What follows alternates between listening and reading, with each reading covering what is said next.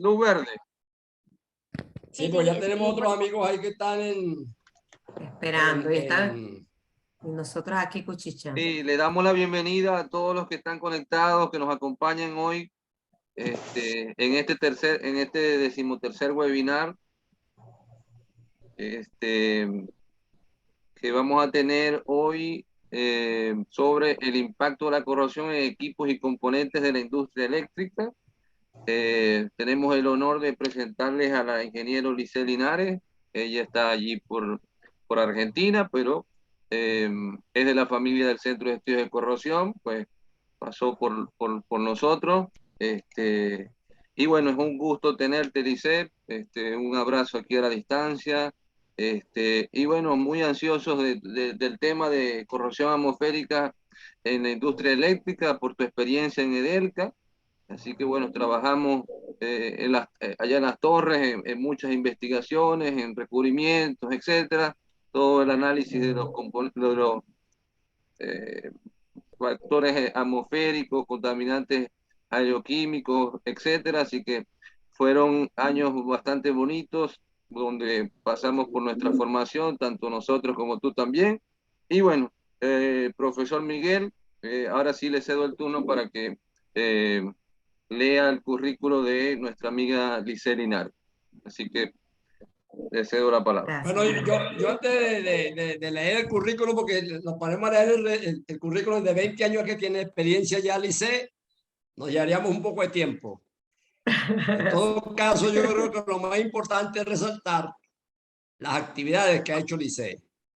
Lisset llegó a nuestro laboratorio en manos del, si no mal recuerdo, del profesor Orlando Pérez, nuestro Correcto. amigo allá también, amigo, yo lo llamo el amigo espiritual. No sé si estará hoy presente o no en la reunión. Es verdad. Y con nosotros empezó entonces a trabajar, a hacer su tesis. Luego se aprovechó en ese momento de un proyecto que arrancamos con Edelca, que era el estudio de la corrosión de las 15 torres que atraviesan el lago de Maracaibo, que traen 400.000 voltios. Correcto. Y allí se incorporó Lisset, aún siendo estudiante. Era, digamos, prácticamente, yo estaba coordinando ese proyecto y Lisset era nuestra mano derecha. Lisset siempre la reconozco de que fue una persona con mucha habilidad. Muchas veces nosotros nos íbamos, Oladis y yo, o alguna cuestión, íbamos a unos congresos afuera del país, algo así, y Lisset quedaba la cabeza. Y el problema más crítico allí eran las lanchas, me recuerdo, porque había que estarlas pagando, a veces no había lancha, pero Lisset se movía en toda esta parte. Luego Lisset, debido a esa habilidad y sus conocimientos, fue contratada por Edelca. O sea que yo después que era jefe de ella, ella era jefe mío, pues. Y bueno, ahí seguimos manteniendo la relación.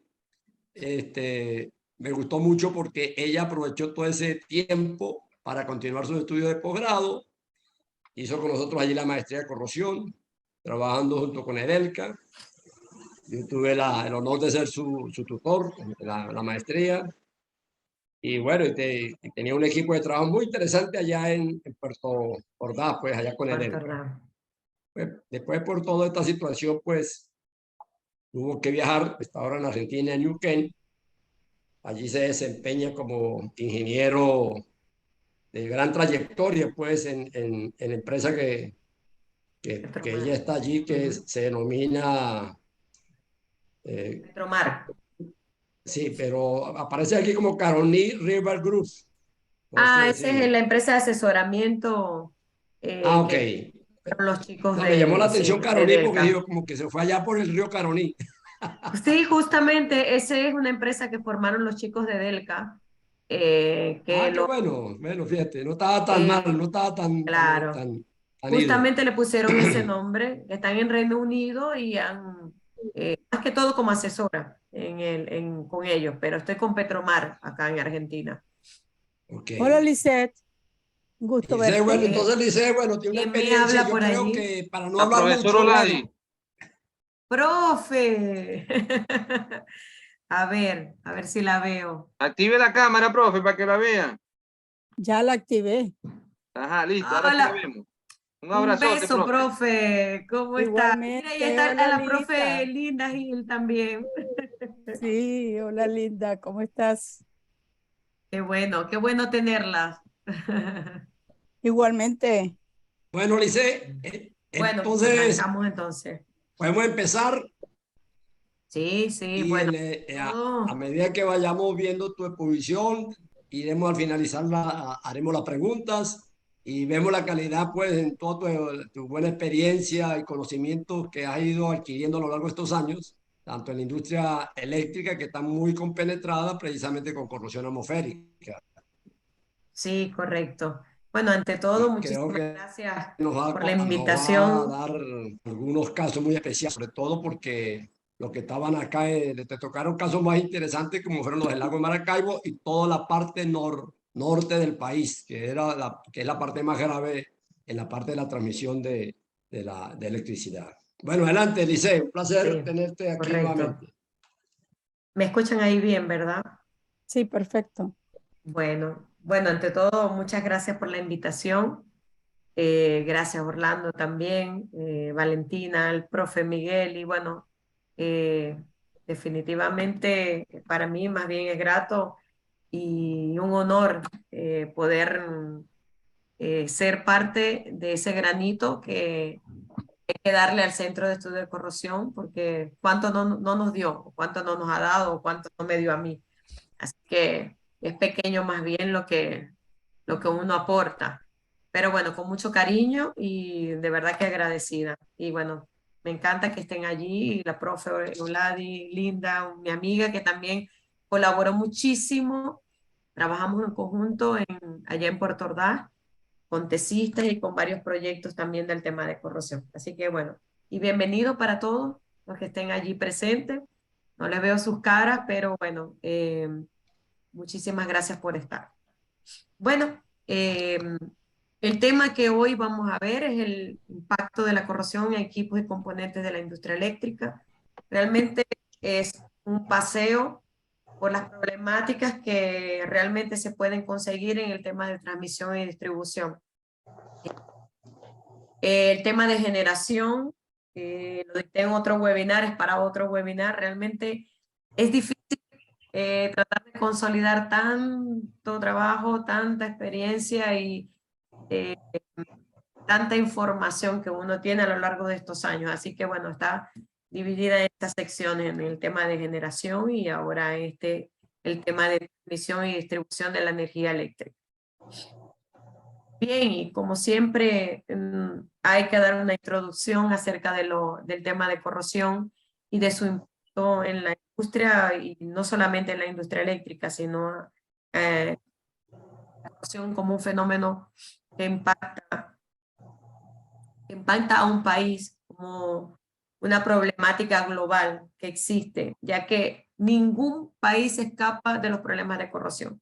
No porque esté en China o porque esté en Japón, esté en Argentina, esté en Venezuela, me va a ocurrir o no el problema de corrosión. Ocurre en todas partes, con menor o en menor grado, pero siempre hay una problemática de corrosión que afecta, por supuesto, el presupuesto incluso de un estado, el presupuesto de un municipio, el presupuesto de una ciudad o de una provincia.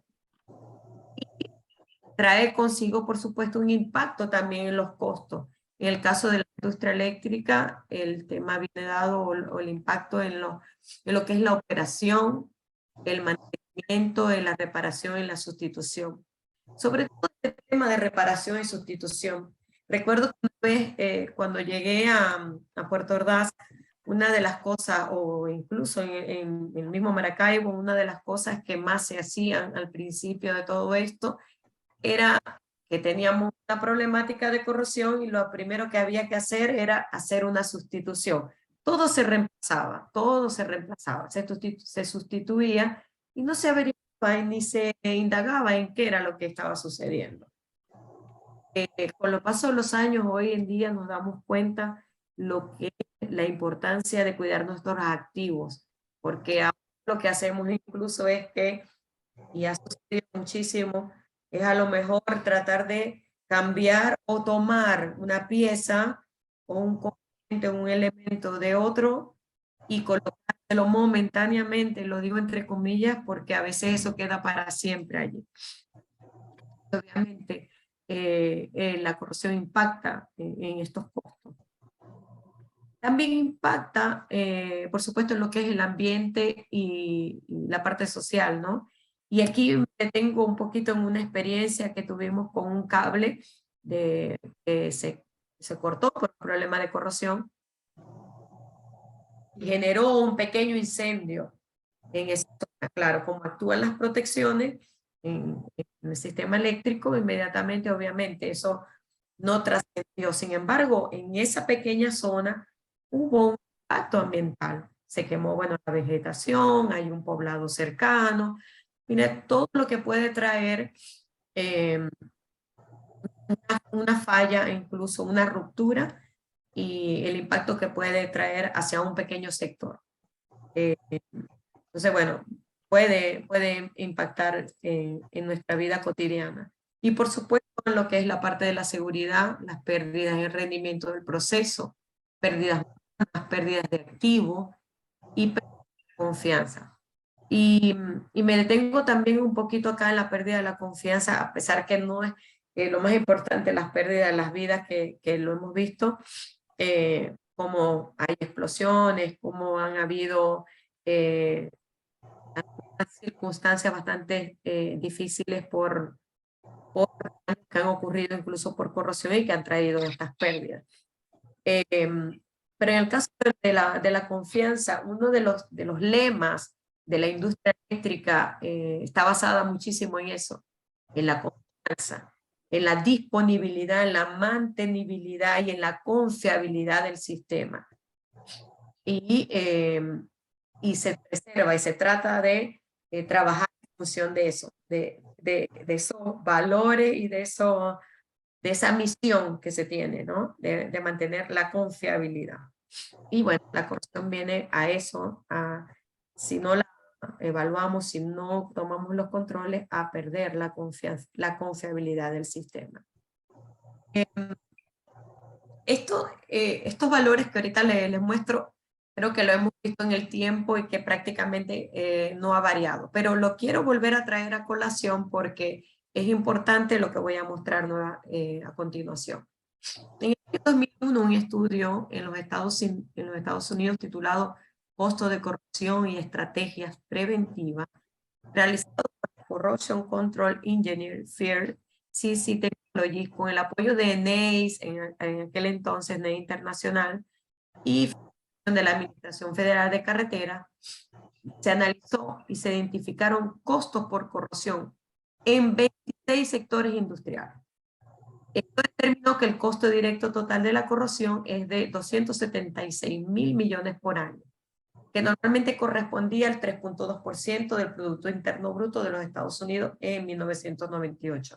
Y bueno, desde que yo estoy estudiando corrosión, básicamente ese es el promedio en que se ha mantenido, al menos en los Estados Unidos, de 3.13% del Producto Interno Bruto. Este estudio se ajustó en el año 2005 y trayendo estos valores que son los costos directos anuales de casi 4.000 millones de dólares por año. Pero me llamó la atención esto, que ellos evaluaron 26 sectores y dentro de esos 26 sectores, por supuesto, las plantas de agua tienen como que la batuta, pues son las principales en los problemas por corrosión, el costo por corrosión, con 36 billones. Por supuesto, industria petrolera que abarca el segundo puesto, la infraestructura vial y puente, y de cuarto tenemos lo que es la industria eléctrica, con 6.9 billones de dólares. Entonces, esta estadística me llamó muchísimo la atención, porque pensando en todo este recorrido que he vivido a lo largo del tiempo y de a lo mejor lo difícil que ha sido penetrar en la industria eléctrica como corrosionista y de concientizar el tema de corrupción, era difícil poder estimar un valor referente a los costos por corrosión en la industria eléctrica.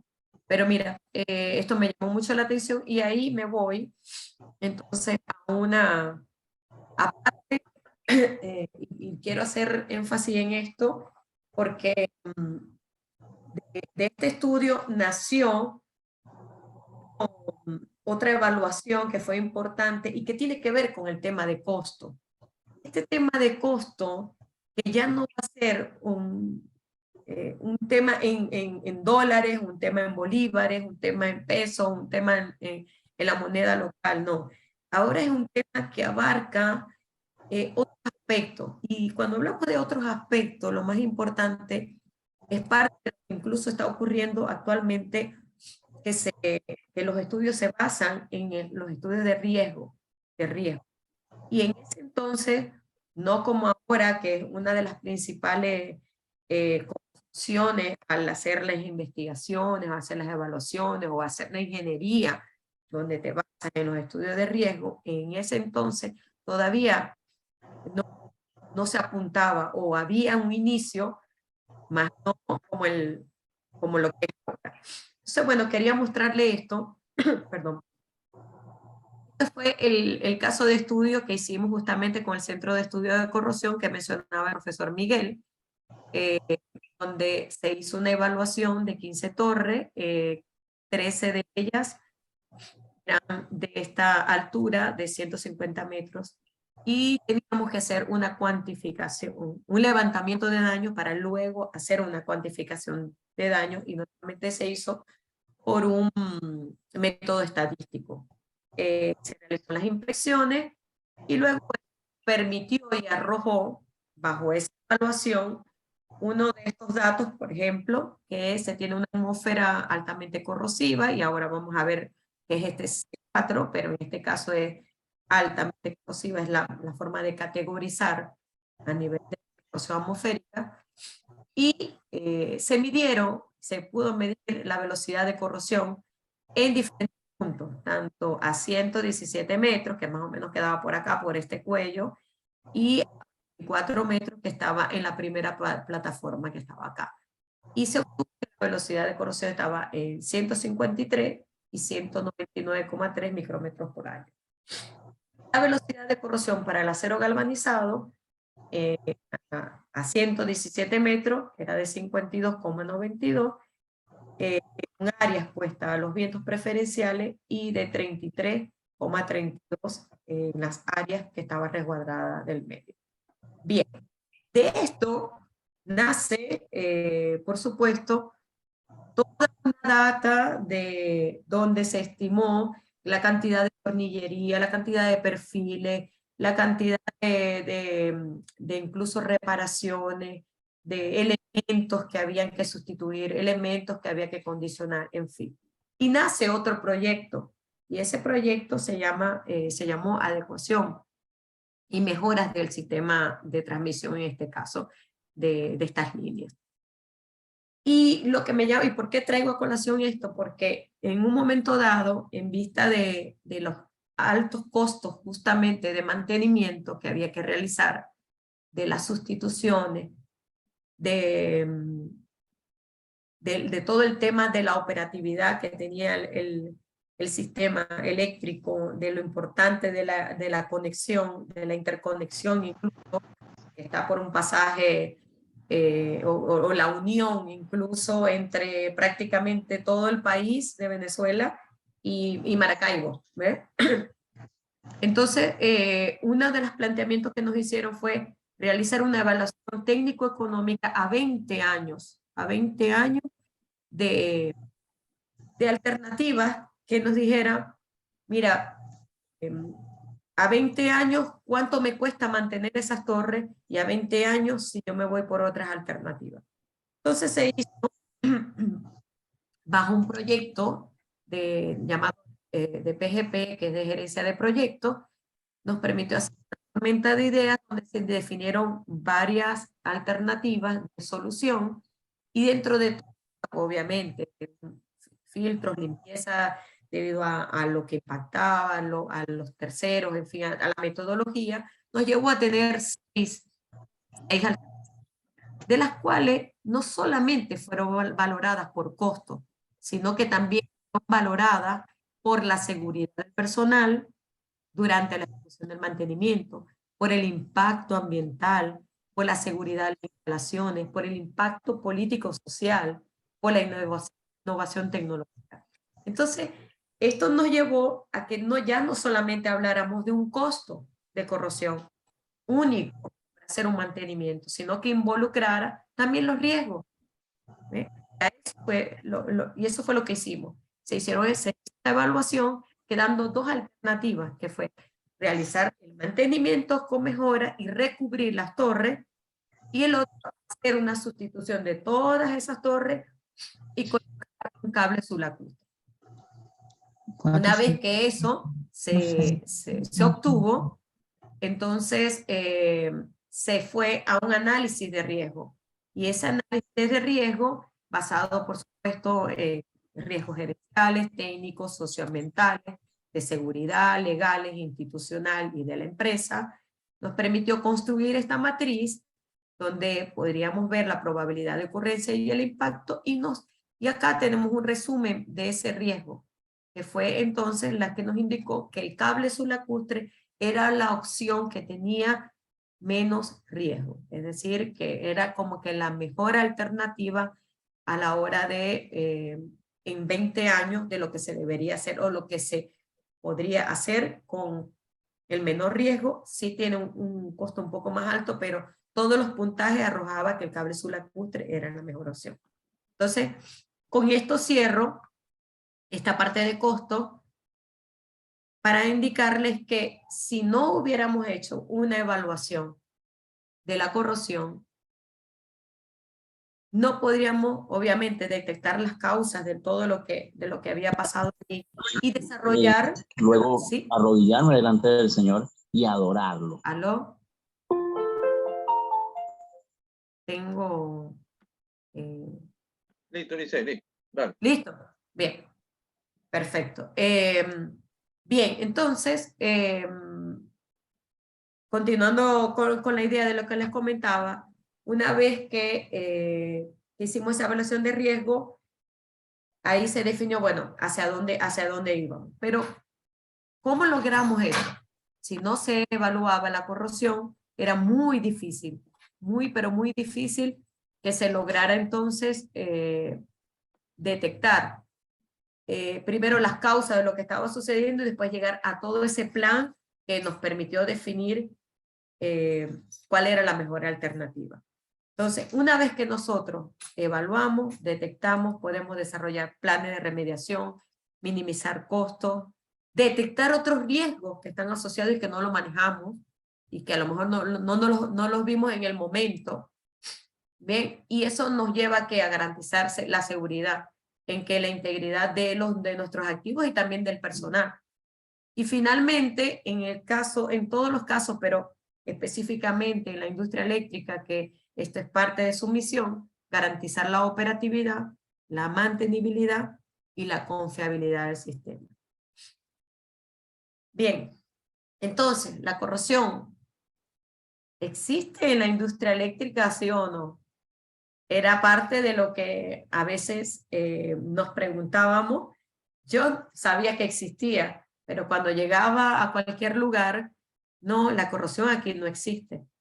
Y eso es un trabajo de hormiguita que me tocó hacer a lo largo de todo este año, de todos estos años. Es un tiempo donde tocaba concientizar y educar a la gente de lo que era la corrosión. Antes de continuar con lo que es la corrosión, pasémonos un poquito por la parte de la industria eléctrica. ¿Y cómo llega a nosotros? Hay muchas formas de generar energía eléctrica, 3 de las que conozco y de las que están por supuesto en Venezuela y que también la tenemos acá en Argentina y en otros países, es la generación a través de las hidroeléctricas, que es simplemente generar energía eléctrica a través del movimiento de las aguas, del movimiento de las turbinas, perdón, por la acción del agua. El agua normalmente es retenida y represada y luego pasa por una tubería forzada que hace y que permite que se mueva las turbinas y por supuesto un eje donde está el rotor y el estator permitiendo allí generarse esa energía que luego pasa a unos transformadores. Aquí están cada uno, por ejemplo, en esta central hidroeléctrica, es una casa de máquinas donde hay, cada una de estas hay un transformador y donde obviamente hay una máquina que me permite generar esa energía. Por supuesto, luego va a través de líneas de transmisión y de subestaciones hasta nuestros hogares, transmisión y distribución. Y aquí tenemos la central hidroeléctrica Simón Bolívar en Guri, parte de lo que está en Venezuela. Otra forma de generar energía eléctrica es a través de aerogeneradores. Y es simplemente permitir que el viento mueva estas palas que están acá. Y en esta zona donde se encuentra la góndola de los aerogeneradores se encuentra también el rotor, está la pequeña y está ese eje que permite entonces que se genere la energía. Bien. Y luego también tenemos la térmica, que ya no es ni con el viento, ya no es ni con el agua, sino que utilizamos combustible o vapor para realizar el movimiento también de las turbinas y generar la energía eléctrica. Aquí tenemos, esta es parte de la central térmica que está acá en Argentina, en la costanera, y esta es la Ramón Laguna. No quiero preguntar si está o no está, cómo está, porque bueno, me duele el corazón. Bien. Una vez que esa energía es generada, obviamente necesita salir y obviamente la generamos para nuestro consumo, para nuestra vida cotidiana y obviamente va a ser a través de líneas eléctricas. Y aquí eso sí lo voy a unir con la corrosión. Entonces, primero definamos obviamente o refrescamos lo que es la corrosión, que simplemente es la oxidación destructiva de un metal en el medio en que se encuentra expuesto, y ese medio puede ser la atmósfera, como es este caso que tenemos acá. Entonces tendríamos un caso de corrosión atmosférica, tenemos un caso también de corrosión por agua, en el caso de estas torres que se encuentran inundadas, esta cañería que se encuentra en suelo, entonces tendríamos una corrosión por suelo. Está en corrosión en concreto, donde la armadura se puede obviamente corroer por ciertas causas que después vamos a explicar cortitamente, y lo que es la corrosión por ataque químico o por altas temperaturas o sobrecalentamiento. Bien. Equipos y componentes eléctricos vulnerables a los procesos de corrosión. Y aquí entramos en materia de lo que queremos ver y de por qué sí existe la corrosión en los sistemas eléctricos. Bien, entonces como les decía, ya generé, ahora necesito esa energía transmitirla y distribuirla. Y para ello nosotros necesitamos entonces tener unas torres y unos conductores que permitan entonces transmitir esa energía eléctrica. Eso se hace a través de estas torres que las vemos acá, o de estos pórticos que se encuentran en las subestaciones, que tienen algunos componentes como un cable de guarda, tienen unos conductores de potencia, donde existen incluso también unos pequeños separadores, perdón, que obviamente, valga la redundancia, permite separar los conductores de potencia unos de otros, porque a veces vienen 2 o incluso hasta 4 conductores, dependiendo de la cantidad de fases y de conductores que se necesitan. La torre en sí, y por supuesto sus patas y sus fundaciones.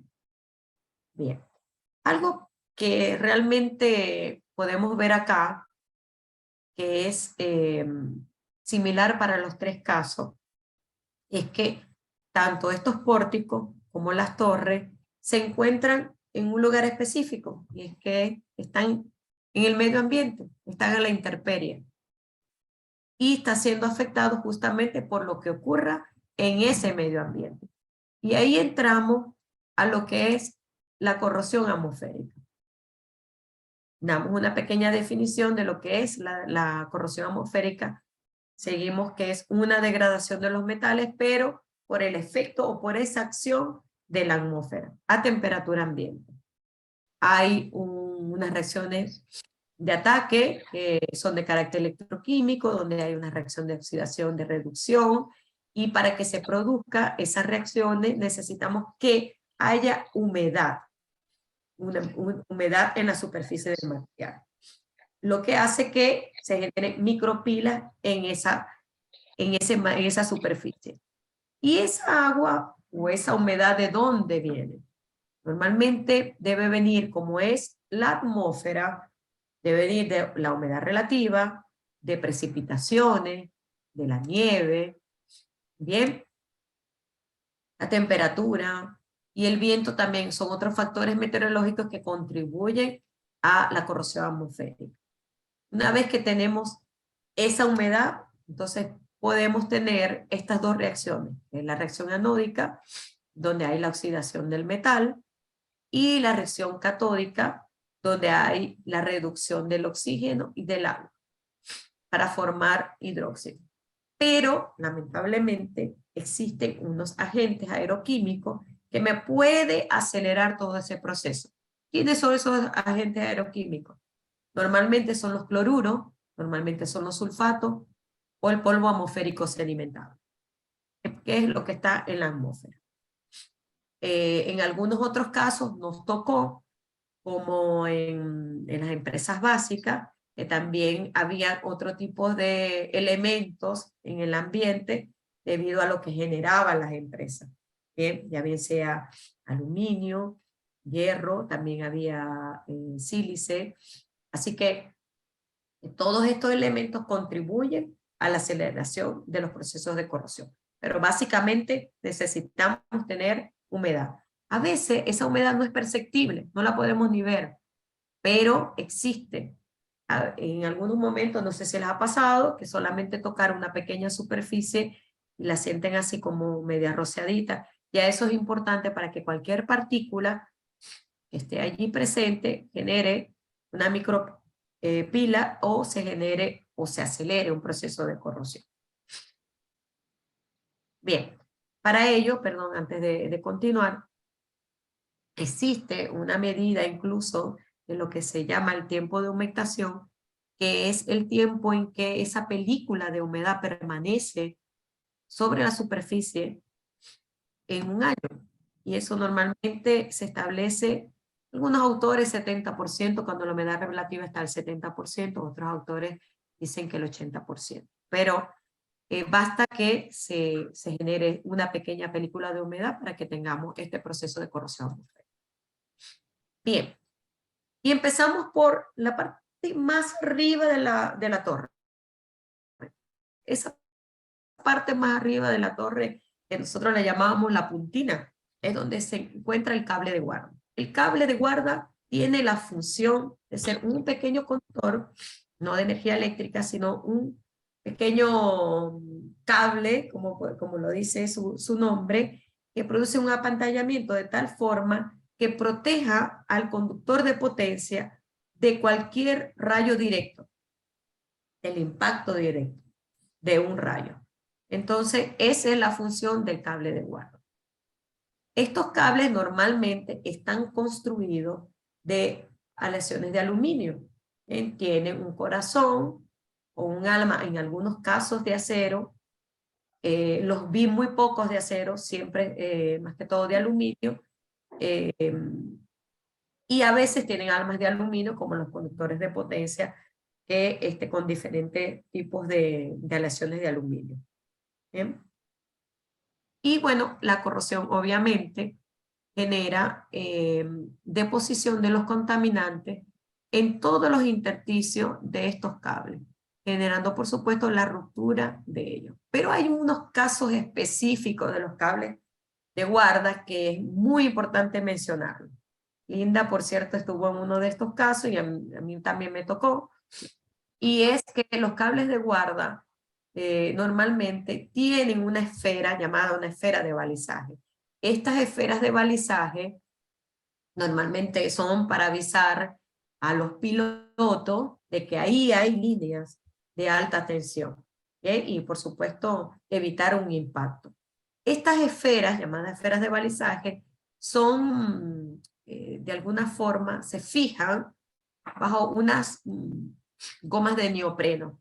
Estas gomas de neopreno permiten normalmente que se fije y que no haya un movimiento, cosa que lamentablemente a veces no ocurre, sobre todo en zonas marinas o en algunas zonas como las que pasó allá en Guayana, donde había mucha deposición de contaminantes y eso generaron, por supuesto, grandes problemas de corrosión, los depósitos que se generaban en esta zona, la corrosión, celdas de aireaciones diferenciales, y esto que estaba acá, había un movimiento que generaba una fricción.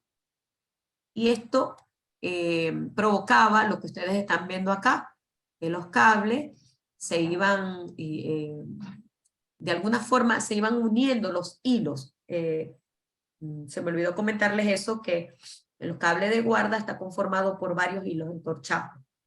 Y a la vez, cuando tenemos este tema de las gomas de neopreno y de la esfera de balizaje, genera que haya fricción. Y de alguna forma es como que si se produce una soldadura. Y a nivel de microscopía podemos ver este daño que ocurre acá. Incluso se unen los hilos y hay la tendencia, obviamente, que en algún momento dado partan el cable de guarda. Y esto genera, obviamente, una fractura que, obviamente, daña y perjudica la confiabilidad del sistema. Esto ocurrió no solamente en el lago de Maracaibo, ocurrió también en Guayana y ocurrió en otras partes. Entonces, estos contaminantes son capaces de la atmósfera, capaces de depositarse y causar daño en esa zona, y bueno, adicional a la vibración que obviamente tiene el cable de por sí, al movimiento cíclico, a la tensión a la que está y a la vibración, entonces genera todo este tipo de fallas que a la final la consecuencia es la fractura del cable. Seguido del cable de guarda que estaba en toda la puntita, vienen los conductores de potencia. Los conductores de potencia normalmente también creados o elaborados con hilos, con un alma de acero o con un alma de una aleación de aluminio más resistente, normalmente son los ACAR o los ASCR, bien, con aleaciones de aluminio 6201, acero galvanizado y aluminio 2350. Más o menos ese es el tipo de aleación que teníamos en el caso del cruce del lago de Maracaibo. Bien, estos conductores de potencia, sobre todo en estas zonas marinas, se ven perjudicados, dañados por la acción de los elementos contaminantes, como les hablé. Puede ser cloruro, puede ser sulfato, algún otro contaminante, se van entonces acumulando en estos intersticios de los hilos o de los cables, ¿ves? En los intersticios, y va generando la corrosión por picadura de cada uno de ellos.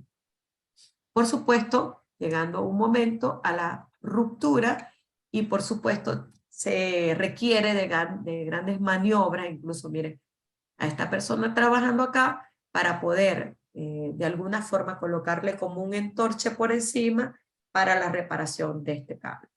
Debido a que tienen el acero, en este caso ayuda mucho para que no ocurra el desprendimiento o la ruptura total del conductor, pero cuando se hizo estudios del conductor de potencia, ya la cantidad de contaminantes, si es muy alta, y el viento y la humedad relativa, pueden ayudar a que esos contaminantes penetren o lleguen hasta la zona de donde está el acero galvanizado, provocando la corrosión de este centro, de esta parte central del conductor.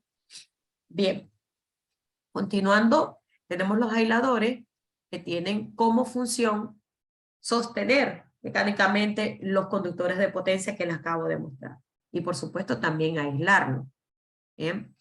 Estos conductores normalmente están compuestos por unos platos, por una caperuza y por unos pines. Y se unen a través también de, ay, a ver si me acuerdo, de la cupilla. Estos son los herrajes con los que se sostiene y normalmente se van agrupando, se van uniendo plato por plato. Estos aisladores pueden ser de tipo cerámico, como estos que están acá, estos que están acá, pueden ser también de vidrio y pueden ser también poliméricos.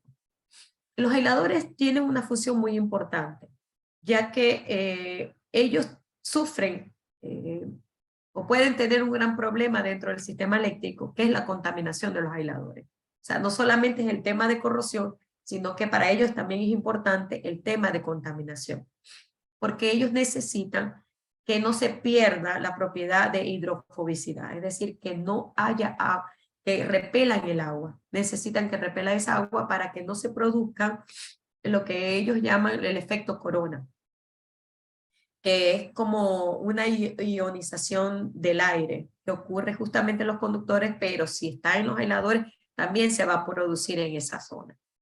Bien, y eso es lo que se trata de evitar. Por eso para ellos es tan importante mantener limpios los aisladores. Y para eso hacen en las subestaciones, en las líneas, hacen lavado de los aisladores.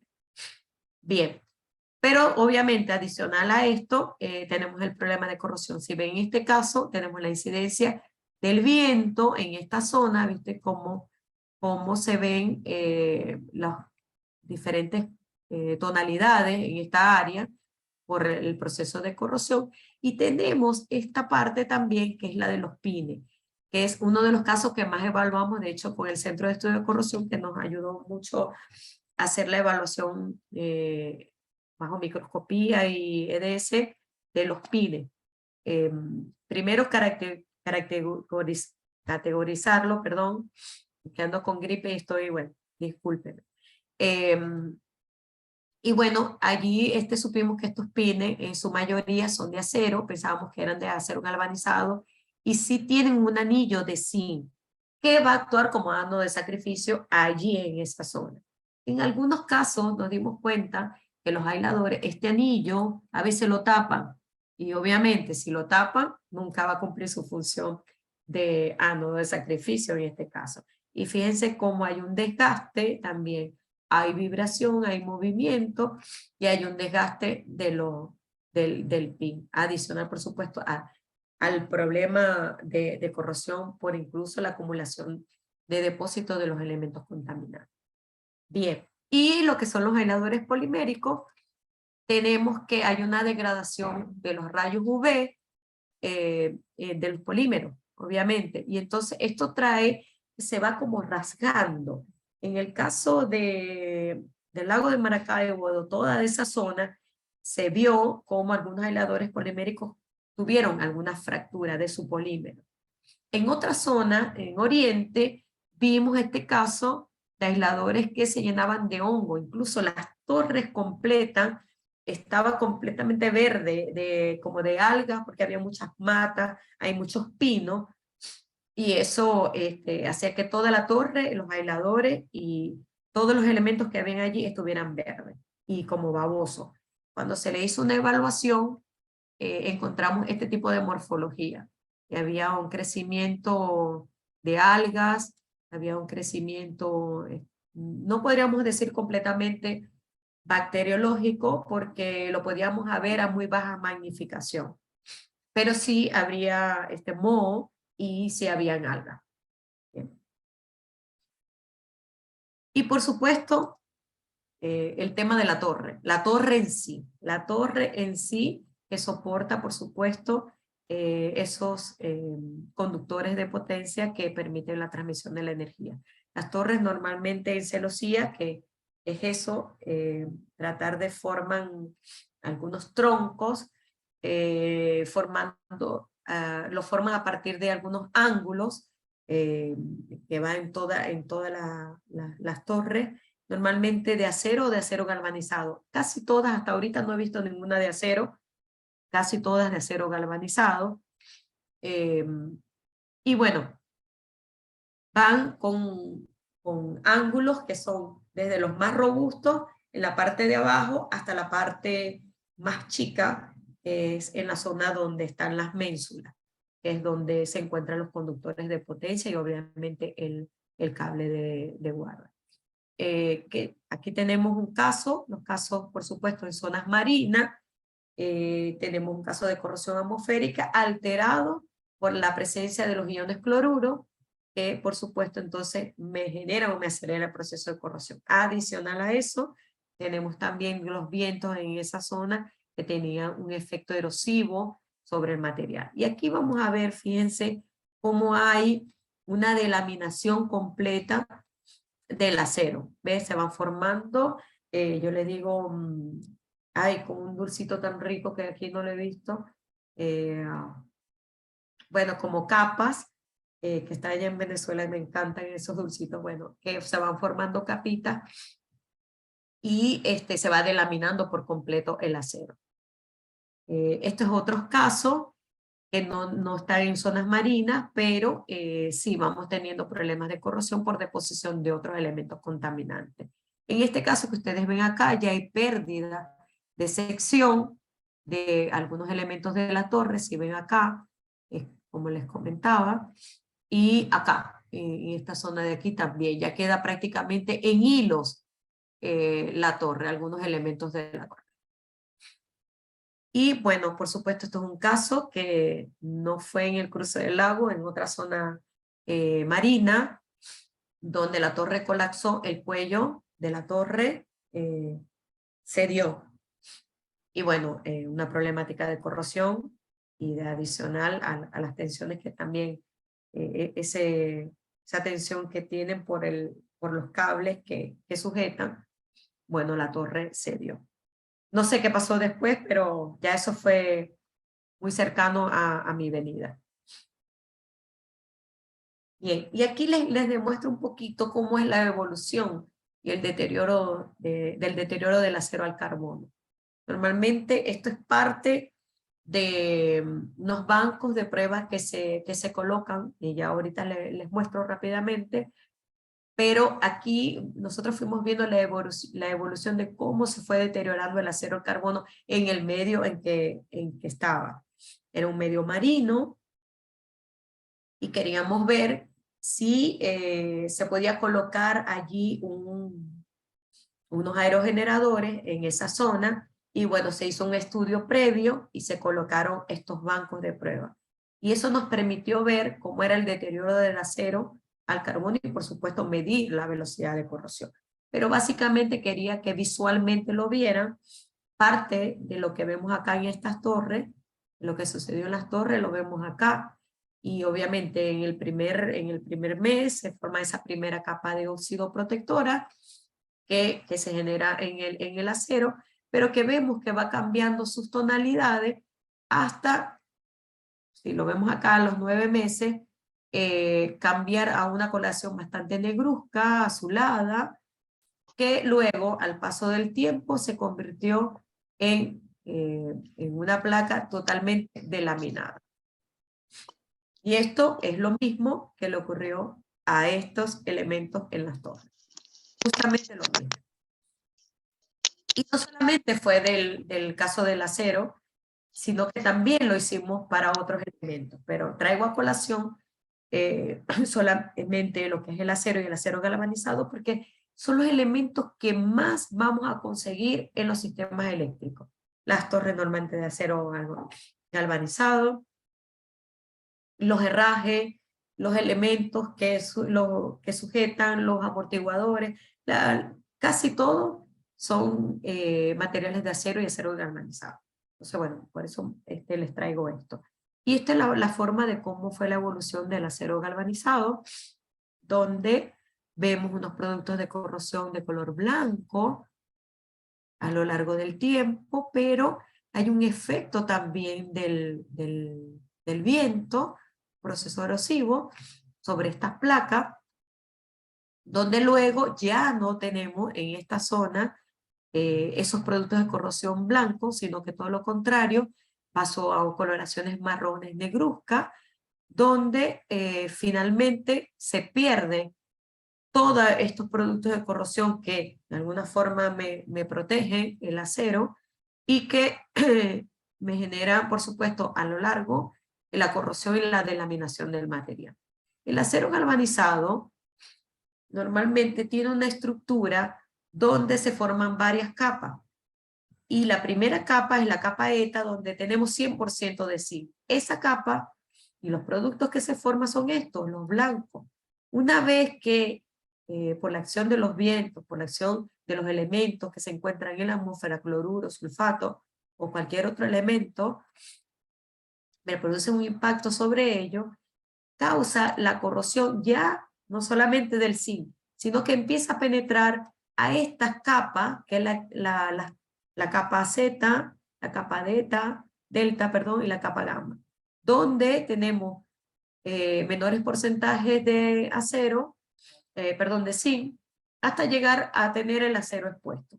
Esto es lo que lamentablemente sucedió en el cruce del lago de Maracaibo y que sucede en otras zonas marinas, no solamente en el cruce del lago de Maracaibo, sino en otras zonas donde tenemos alto contenido de cloruro o donde hemos tenido altos contenidos de sulfato.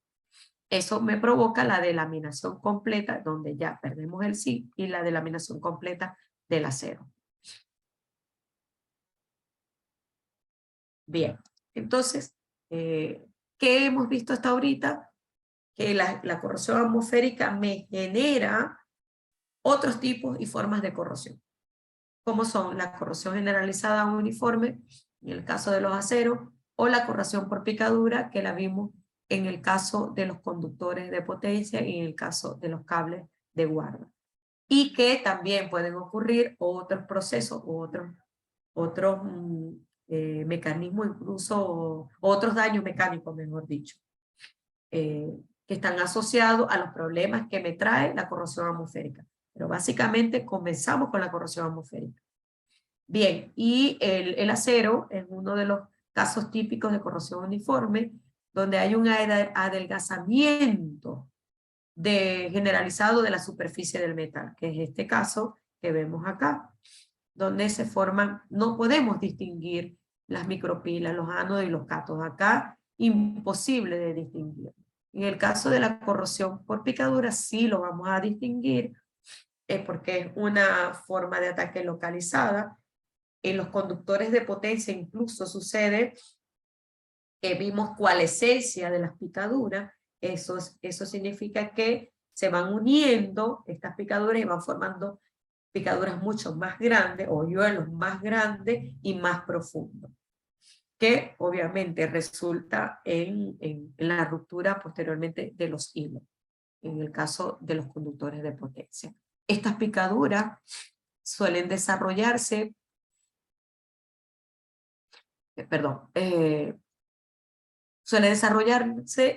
por la inestabilidad de las películas pasivadoras de óxido, las imperfecciones superficiales, lugares con tallos mecánicos, zonas bajo depósitos o sedimentos y dentro de requisios, y materiales en medios que contienen cloro, bromuro, hipoclorito, en fin. Ahora vienen las fundaciones. Bueno, ya vimos cable, conductor de potencia, aisladores, hay herrajes también, pero tienen la misma problemática de corrosión uniforme y la corrosión en el acero galvanizado, ese mismo deterioro. Bien, tenemos las fundaciones donde en el caso justamente del cruce del lago, lamentablemente por la cantidad de elementos contaminantes, sobre todo de la cantidad de cloruro, afectaron todo lo que es el concreto y la humedad presente. Eso hace que obviamente el pH del concreto cambie y ocurra, por supuesto, la corrosión de la armadura y la destrucción de alguna forma, la expansión del hormigón y por supuesto veamos que se rompe. Y bueno, cuando hicimos la evaluación había un cierto grado de contaminación y bueno, por supuesto en el tiempo se fue prolongando si no se hace la reparación adecuada en el momento. También en este tipo de torre hay unas vigas centrales llamadas vigas de Riostra. Estas son metálicas y están normalmente pintadas Estas de acá son de concreto, pero estas son metálicas. Y obviamente por ser zona muy cercano al área donde está el lago, en algunos momentos zonas de salpique, ahí va quedando se va depositando los cloruros y me puede generar una falla como esta, un daño como este. Picaduras que son muy pronunciadas, muy grandes, que bueno, obviamente exige la reparación de o la sustitución de este material. Hay otros casos que también conseguimos que no necesariamente fueron en zonas marinas y fueron causas ajenas a la empresa incluso. ¿Por qué? Porque estas torres estaban en un fondo, como decir, en una granja, en un fondo, acá en Argentina se dice una chacra. Bien, y esas torres, en esa zona, la persona, la dueña de esa finca, tenía ganado y se le ocurrió crear una laguna en esa zona. Una laguna y inundó completamente la torre, o sea, completamente las patas de la torre. Obviamente, en un momento dado que las personas que tienen la responsabilidad de hacer mantenimiento se dieron cuenta de este caso y tuvimos que ir a hacer la evaluación de estas torres para ver cómo estaban las patas, en este caso las fundaciones, porque obviamente no estaban preparadas para eso. Normalmente en un sistema eléctrico, cuando las torres van a estar sumergidas en agua, son embebidas en concreto. Visité muchas torres que ya tenían, que sus patas estaban totalmente cubiertas en concreto. Más no sucedió en este caso porque obviamente no era ese fin. Y entonces, por supuesto, ocurre los daños por supuesto, en las patas de las torres, que puede comprometer muchísimo la estabilidad de la estructura. En el caso que ustedes ven acá abajo, a pesar de que no estaba enterrado, era como que en esa fase antes de entrar a la estructura a ser enterrada, también conseguimos delaminaciones de las patas de las torres. Normalmente había en esta zona hay mucha vegetación. Si la vegetación no se limpia, si ese corredor no se elimina toda la vegetación, entonces la humedad se puede mantener allí y obviamente al tener la humedad me va a generar un proceso donde yo pueda tener una reacción de oxidación y otra de reducción. Y acá se estaba delaminando por completo estas patas. No estaban enterradas, sino que estaban en esa transición. Esto es parte de lo que también puede ocurrir en algunas torres. Si bien no es un caso de corrosión atmosférica, es parte de la corrosión que puede sufrir en un sistema eléctrico las patas de una torre. Y este caso, si es en una subestación, que también su fundación estaba embebida en concreto y ya el concreto se había roto y la armadura estaba, por supuesto, corroída. También existe otros componentes que están en la zona de los sistemas eléctricos, como son los postes que están, perdón, en incluso subestación, donde normalmente están recubiertos en su gran mayoría. Y esto es parte o la otra cara de la corrosión atmosférica. No solamente es cuando nosotros tenemos un material al desnudo, sino la cara donde cómo yo afecto los sistemas de recubrimiento, cómo yo impacto en lo que me reviste en las estructuras metálicas. Y eso lo genera una de las cosas o uno de los daños que genera falla en los esquemas de recubrimiento es, por supuesto, también la corrosión atmosférica. Bien, ¿por qué?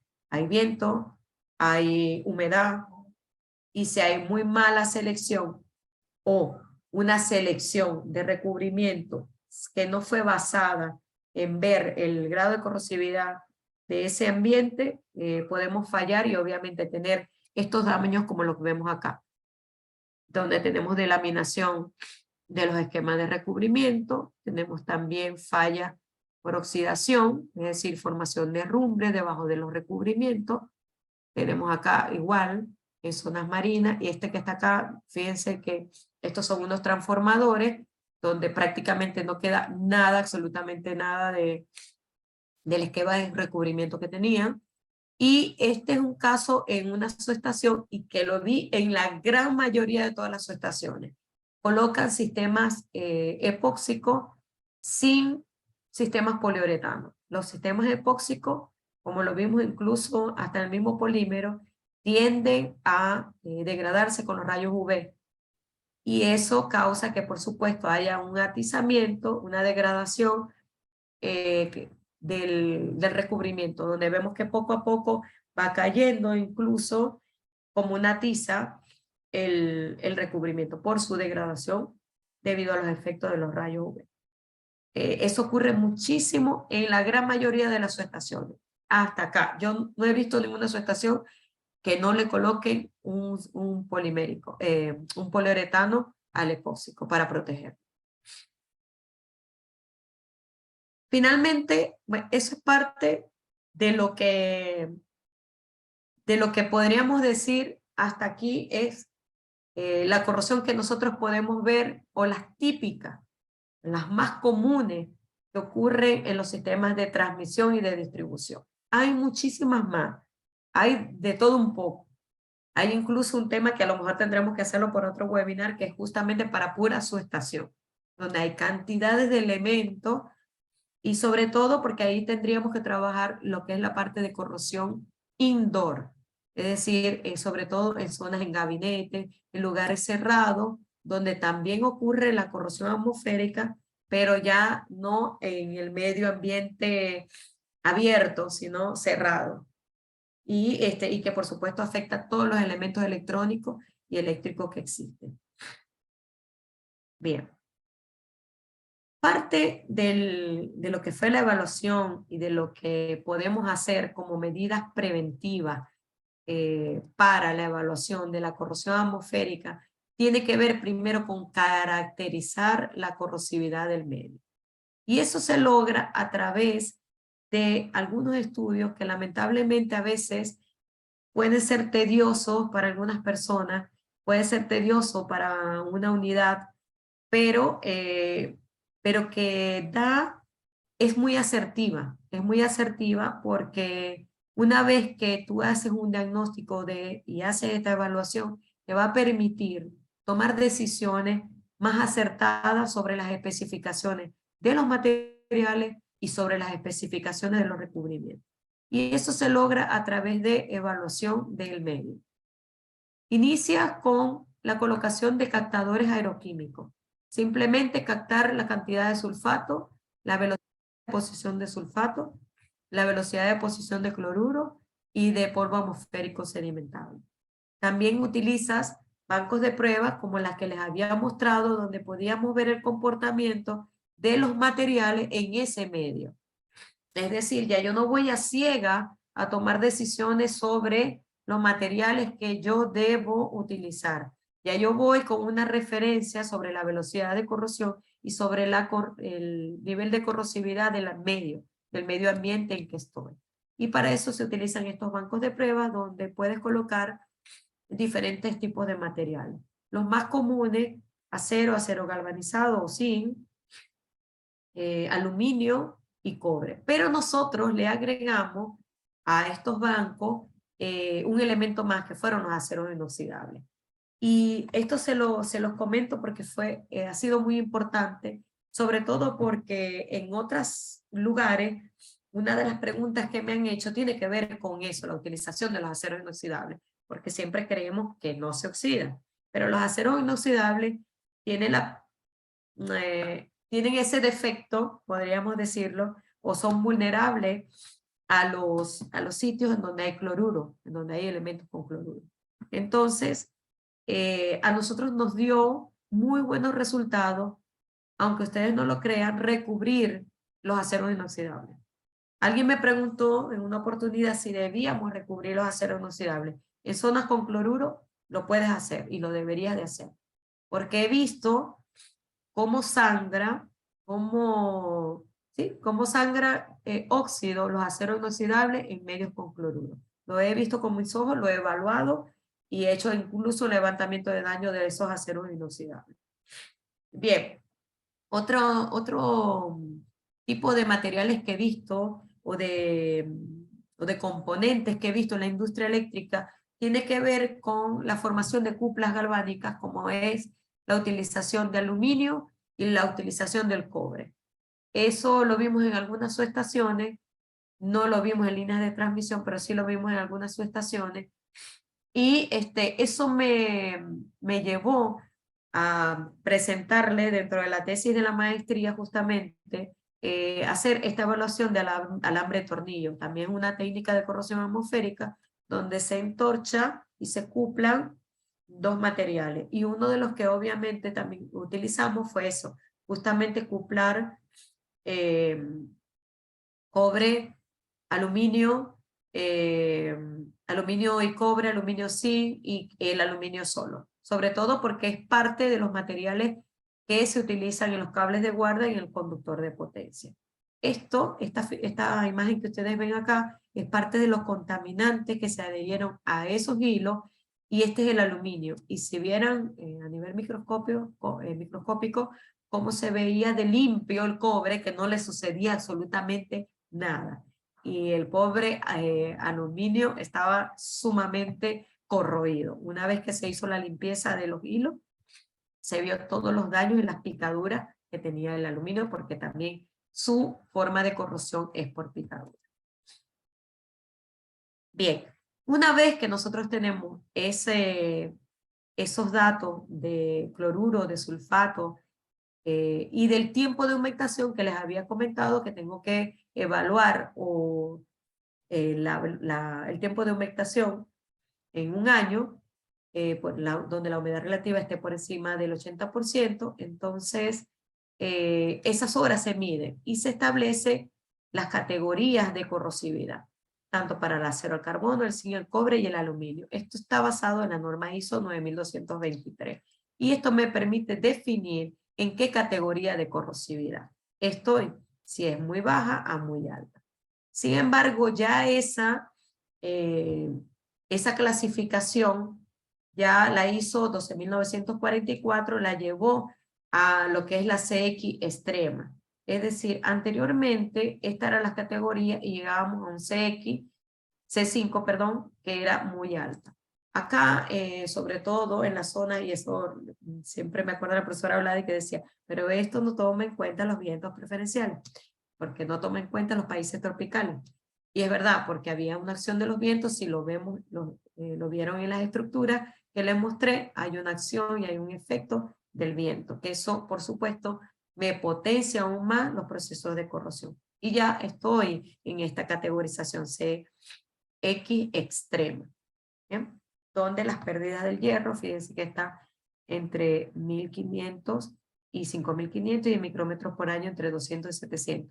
Estas categorizaciones las tenemos en Venezuela, estas CX extremas. De hecho, en el lugar donde medí, este valor era, la velocidad de corrosión era de 700 micras por año.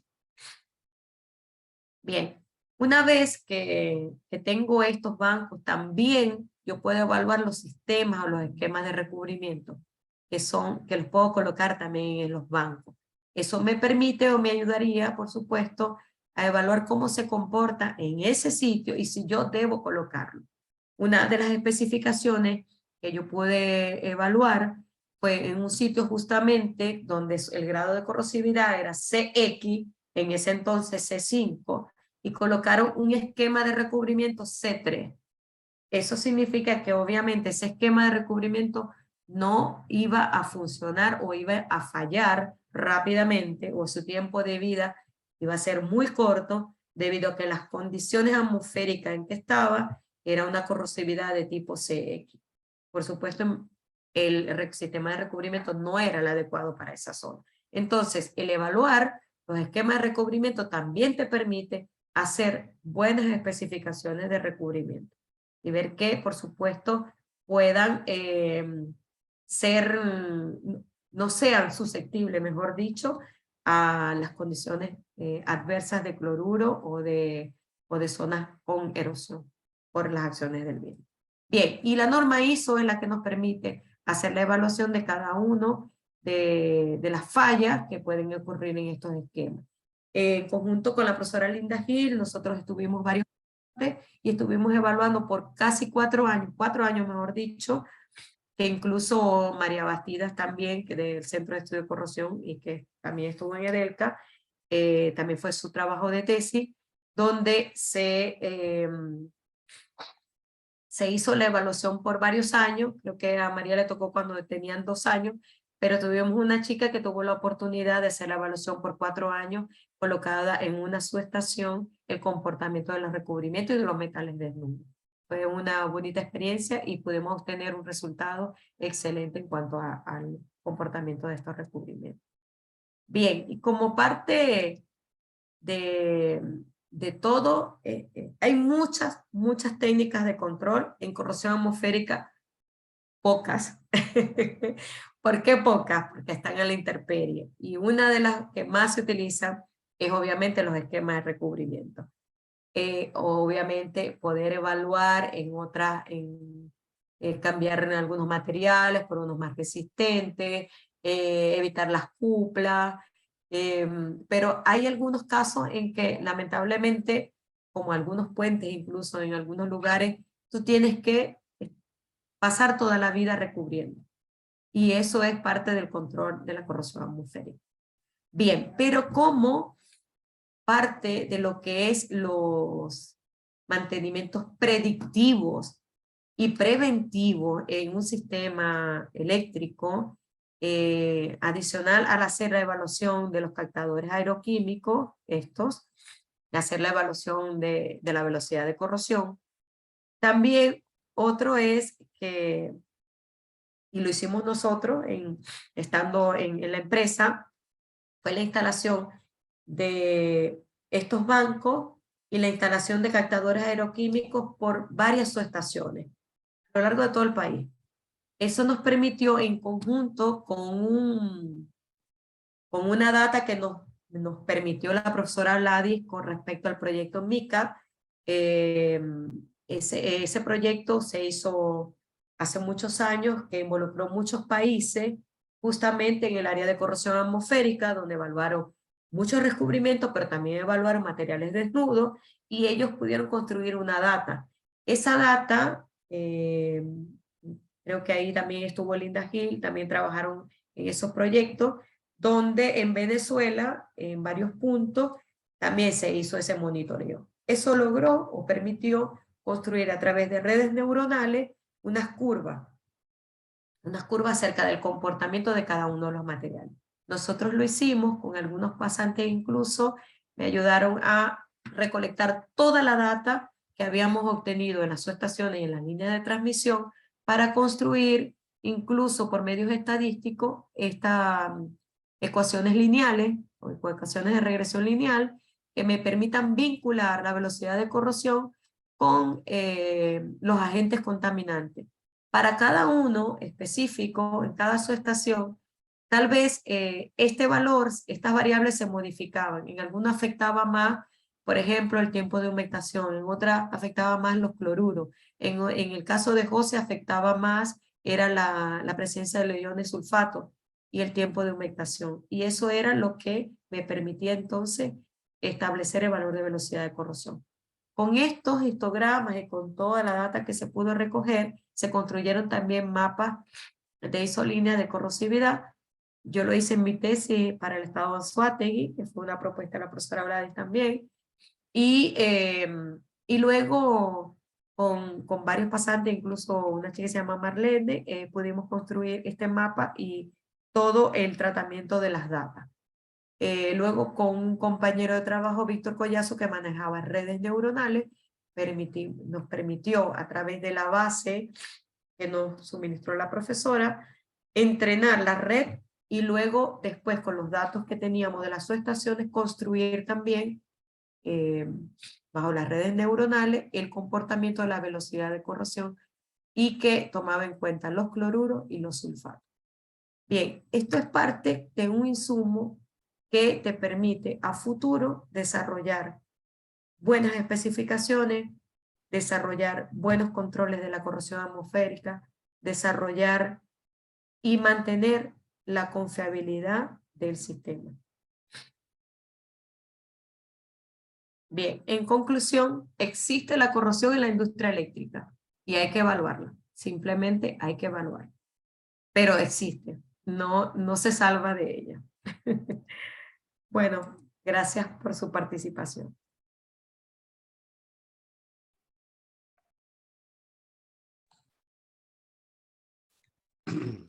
Aló, Muchas gracias, Lice. Lice. Sí, aquí estoy. Adelante, Valentina, adelante. Bueno, felicitar No, a, profe, adelante, adelante. felicitar a la ingeniero Lisset como buena hija del Centro de Estudio de Corrosión. Excelente presentación, muy Así clara. es, Me así encantó pasearme es. desde los cables de guarda hasta las patas de las torres. Qué bonita tu experiencia en la industria eléctrica, así que mis felicitaciones, un abrazo de nuevo, Lisset. Y se abre Gracias, la gracias, sesión de Orlando. preguntas para los que quieran preguntar en el público, en el panel.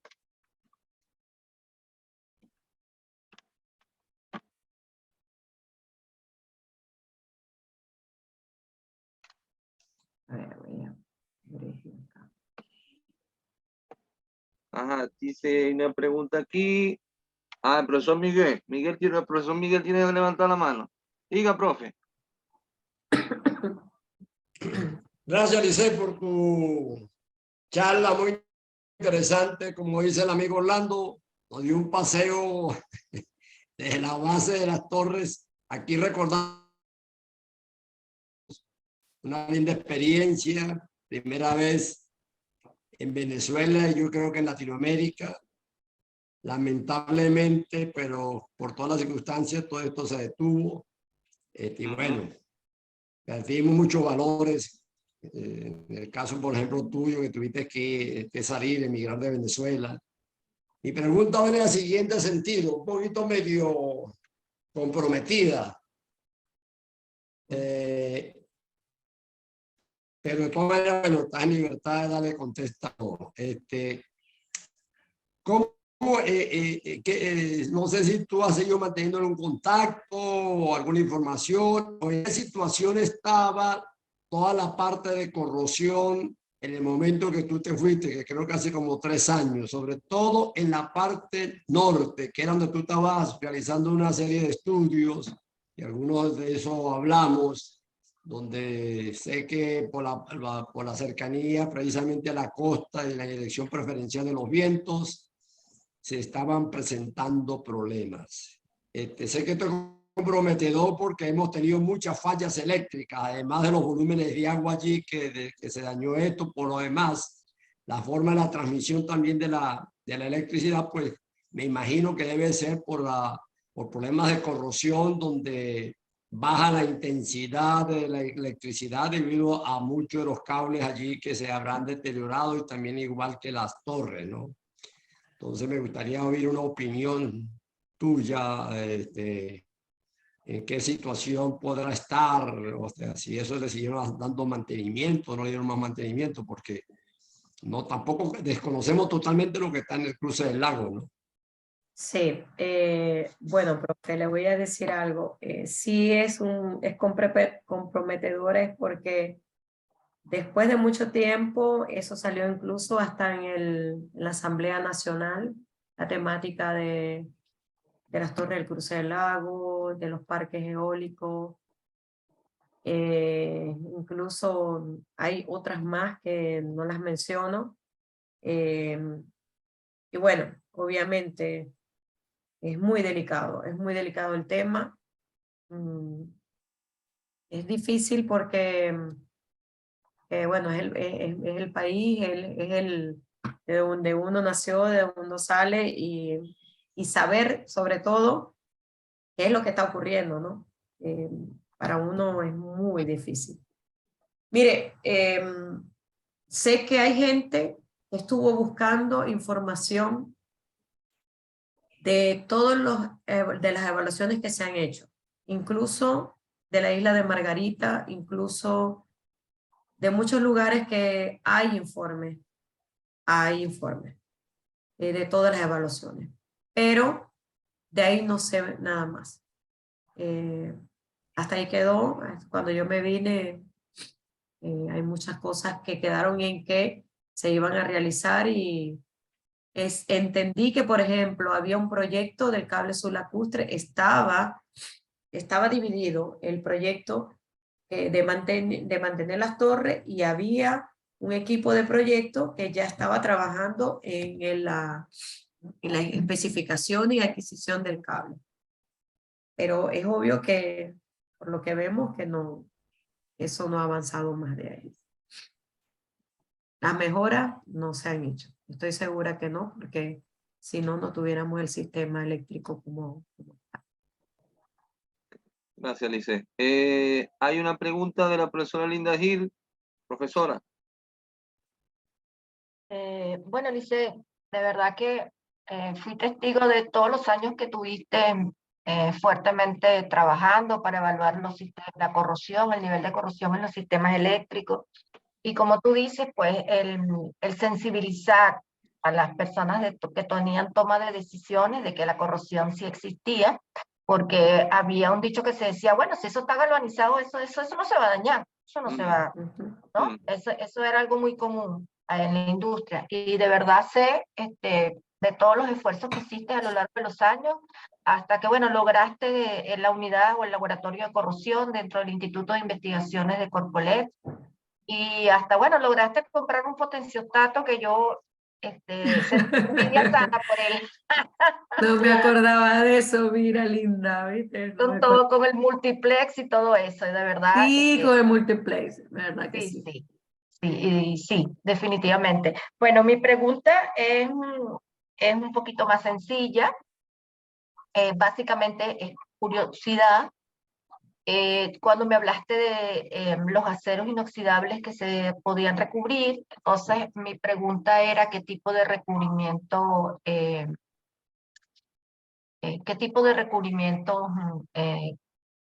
evaluaron o propusieron para los aceros inoxidables, ¿no? Porque Sí. indudablemente tiene esa capa pasiva, y bueno, es interesante con qué los pudiesen recubrir. Sí, los sistemas que evaluamos fueron muy parecidos, creo que a los que habíamos consultado en el cruce del lago de Maracaibo.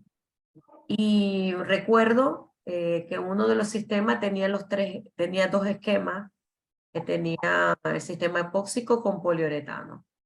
Creo que era de la gente de Tortex el que mejor daba resultados. Pero nos dio buenos resultados en el cruce del lago de Maracaibo, porque recuerdo que tenían hojuelas de aluminio. Creo que era uno de esas. Y también recuerdo que cuando hicimos el entorchado, la cupla aluminio zinc también fue buena experiencia en sistemas con cloruro. Incluso en una zona que jamás pensaba que tenía cloruro, pero que era un medio rural, pero viste que está el tema de los algicidas, de los pesticidas y todo ese tipo de cosas. Y allí conseguimos zonas con cloruro. Y esa cupla aluminio zinc también dio buenos resultados.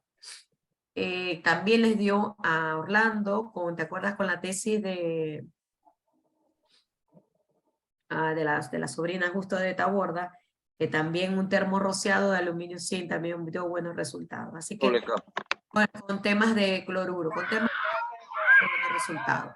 La del acero inoxidable era epóxico con poliuretano, pero el epóxico sé que tenía hojuelas de aluminio. Esa fue la que dio mejores resultados. Gracias, Lice. Hay una pregunta a la profesora Oladi que tiene levantada la mano, profesora. Sí, bueno, Lisette, primero felicitarte por la exposición Gracias. Perdón, por pasearnos nuevamente por las queridas torres, Así es.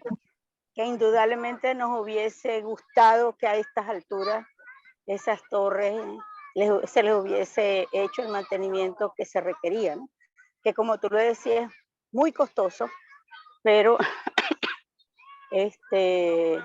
bueno, hay muchas cosas que hay que decir sobre el particular. Y lo otro es, yo en los años 10, bueno, como desde el 2016 hasta el 19, estuve involucrada en unos proyectos en Chile con torres de transmisión. Y bueno, los resultados fueron, vamos a decir que muy similares. Lo que pasa es que al ser un país tropical, nuestra agresividad es muchísimo mayor. Correcto. O sea que el mantenimiento que hay que darle a nuestras estructuras debe ser mucho más riguroso en tiempo y en sistema que en estas otras zonas, ¿no? Y sin embargo, sí, la corrosión era bastante alta, sobre todo para el galvanizado, porque es el que normalmente utilizan en la mayoría de las torres, ¿no? Ellos también tenían, sí, torres de acero.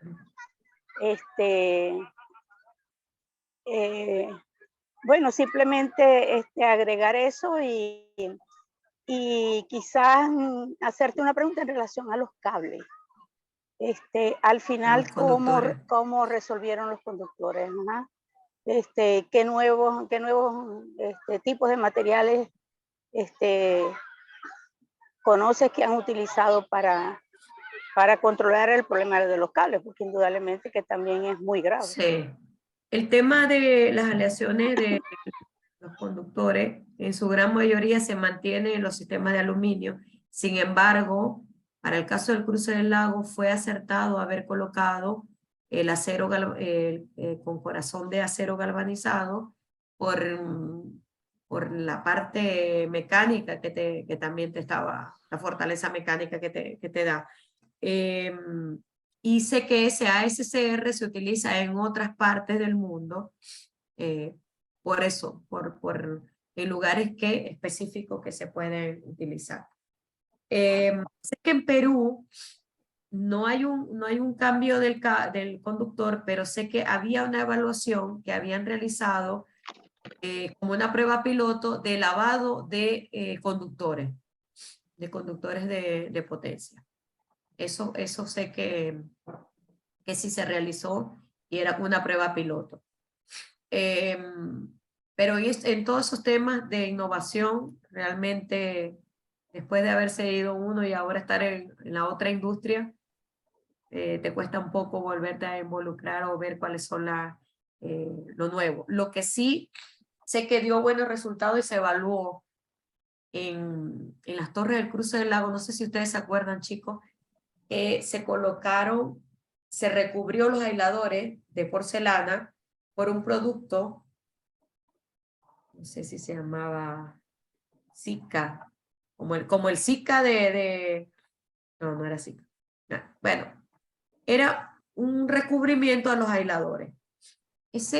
Cuando yo fui a hacer la inspección en el año 2016, los aisladores estaban muy bien. Muy bien. O sea, ese producto estaba resultando. De hecho, se colocó dentro de la parte de mantenimiento de tenerlo, porque ayudaba muchísimo y también protegía la caperuza, protegía un poco lo del pin. Así que estaba dando excelentes resultados, por lo menos la corrosión. Y incluso se minimizó los mantenimientos por la limpieza de los aisladores en esa prueba piloto que se estaba realizando. Excelente, Lice. Una preguntita mía.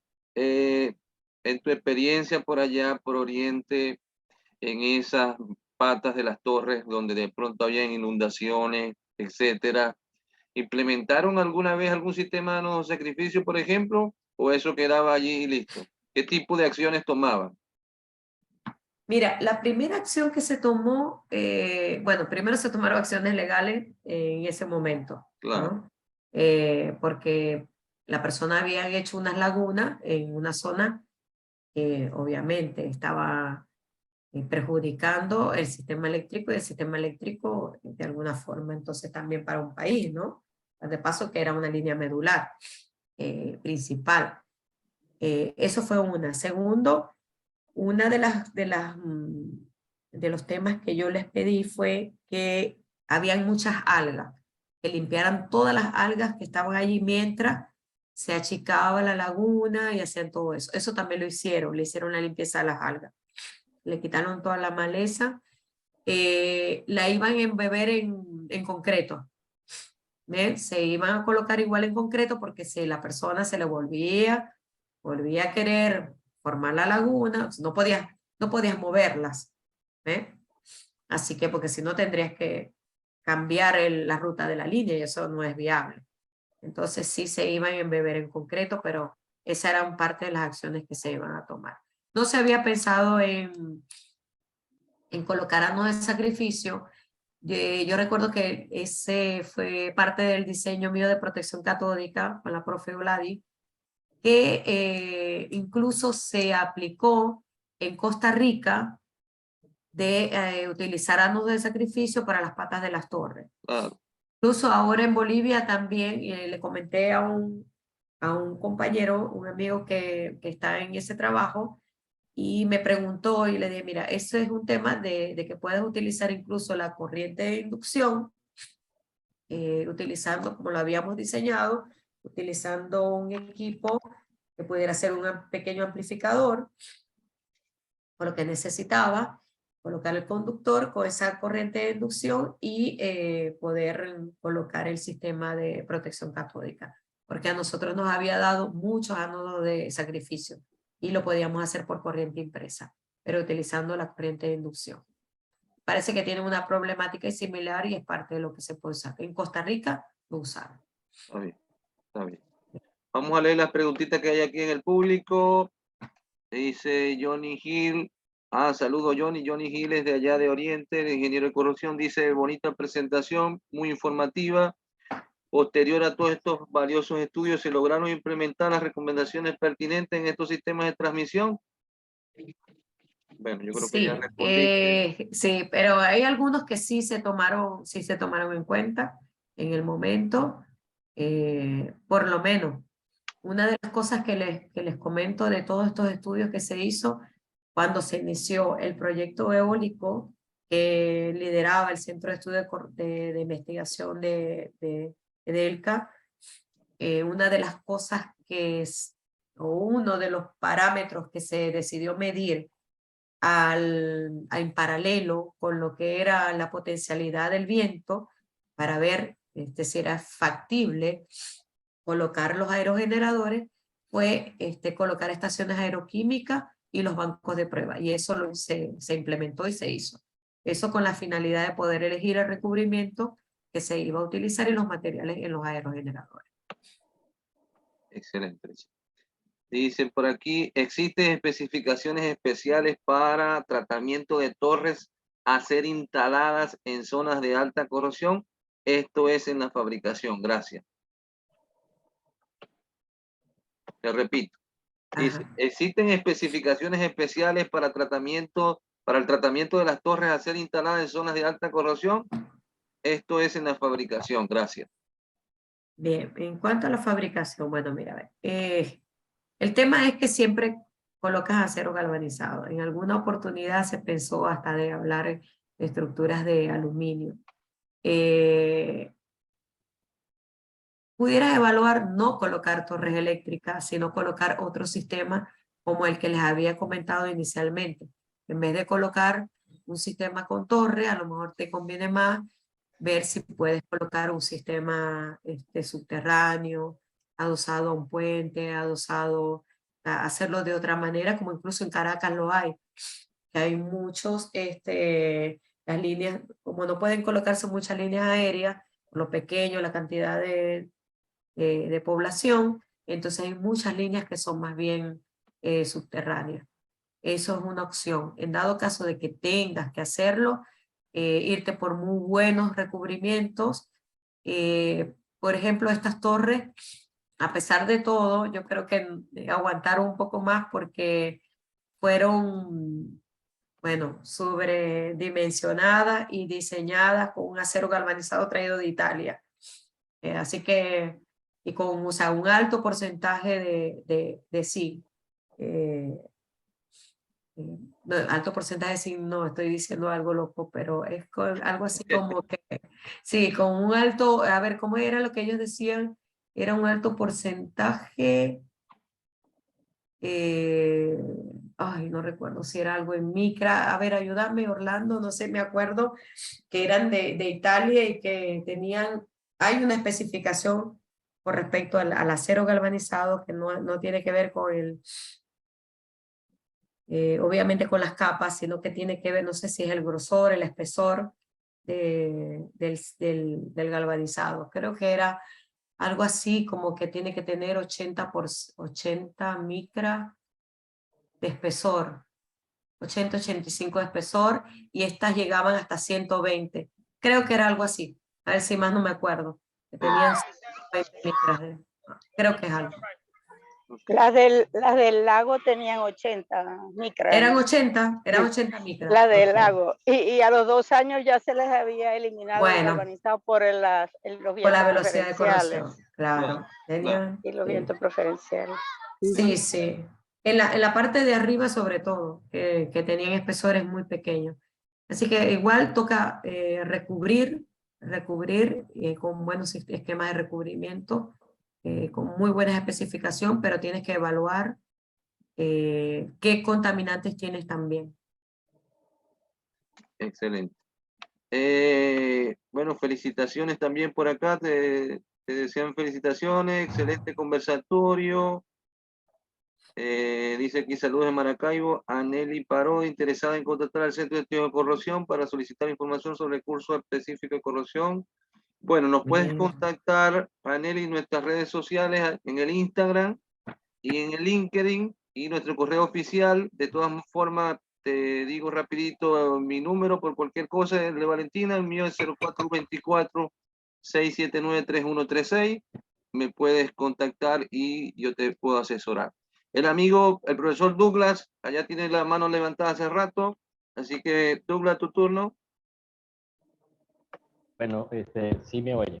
Muchísimas gracias a todos los presentes y también gracias a Liz. Liz, ¿cómo estás tú? Saludos. Fíjate que viste que me quedé hasta el final.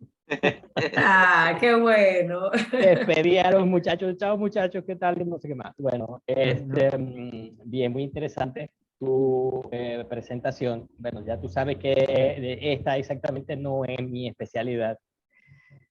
Sí, lo sé. Sí, sin embargo, sí tengo una pregunta para ti. Cayó en mis manos, tú sabes que es imposible mantenerme a mí alejado de los problemas por un tiempo. Cayó en mis manos una tesis doctoral de un señor, se llama Array Simi, de la Universidad de la Columbia Británica. La tesis doctoral me llamó la atención mucho por el título, dice predicción de velocidad de corrosión en torres de transmisión eléctrica. Y yo, por supuesto, de curioso, empecé a leer y tal cosa y tal cosa.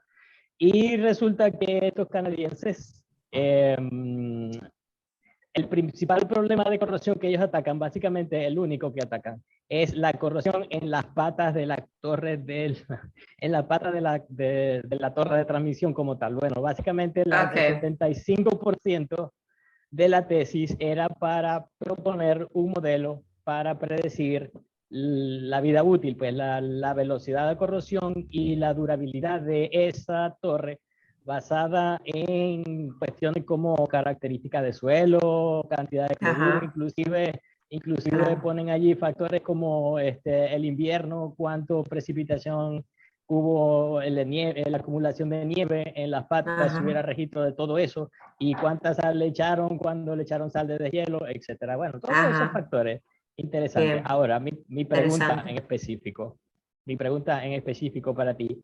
¿Has tenido conocimiento de alguien que haya propuesto un modelo para predecir la velocidad de corrosión, no en las patas, sino atmosférica, es decir, por fuera del suelo? Porque ando buscando algo como eso y me interesaría, ¿verdad?, si tú tienes información al respecto. Bueno, parte de los modelos que nosotros realizamos justamente es ese.